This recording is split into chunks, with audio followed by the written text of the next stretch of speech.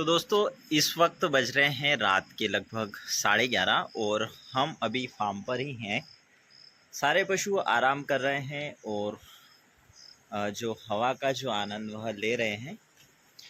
तो बात है कि हम इतनी रात तक फार्म पर क्या कर रहे हैं। तो जैसा कि हमारी जो नई गाय है उसने बछड़ी को जन्म दिया है, तो उसकी जो जेर है अभी तक नहीं गिरी थी।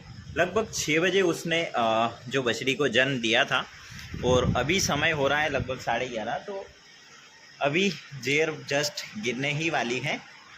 तो यह जैसे ही खड़ी होगी जेर गिर जाएगी और जो बछड़ी है इसके आगे ही बैठी है, जिसको हमने दूध पिला दिया है और गाय का भी थोड़ा सा दूध हमने निकाल लिया है। क्योंकि जब जेर गिरती है गाय की तो हमें पास रहना काफ़ी ज़रूरी होता है। क्योंकि जो गाय की जेर गिरती है तो उसे गाय खा ना ले, जिससे कि गाय का जो मिल्किंग है काफ़ी कम हो जाता है। गाय को कई सारी बीमारियों का सामना करना पड़ सकता है। तो इसीलिए हम जब गाय जनती हैं तो गाय जनने से कुछ समय पहले से ही उसके पास रहते हैं और जब वह जन जाती हैं उसके बाद भी हम एक बंदा हमेशा ही उनके पास ही रहता है, उनकी केयर करता है उस गाय की और जो बच्चा है उसकी।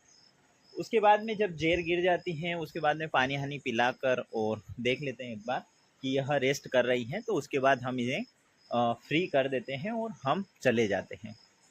पर जब तक जेर नहीं गिरती है प्रॉपर तरीके से तब तक हम गाय को छोड़कर कहीं नहीं जाते हैं।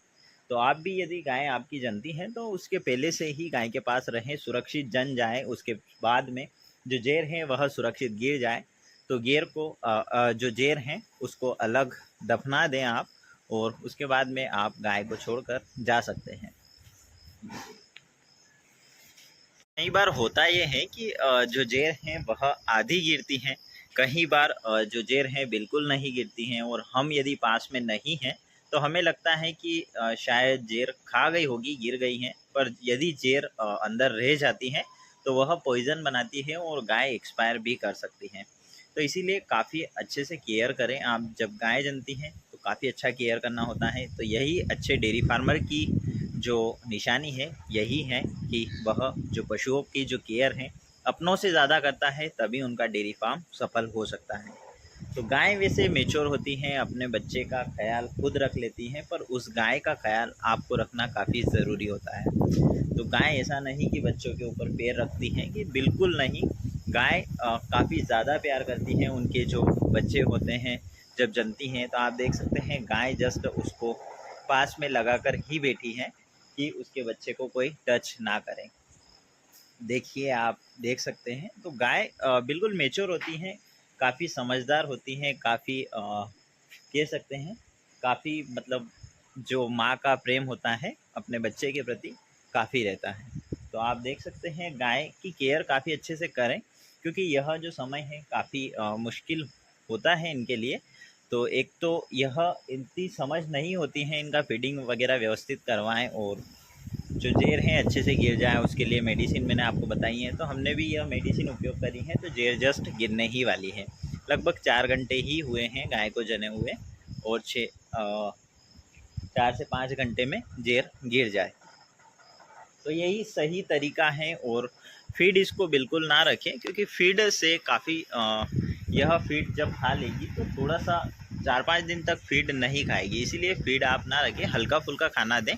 उसके बाद में जैसे 48 घंटे बीत जाएँ तो उसके बाद में धीरे धीरे इसका फीड बढ़ाते जाएँ।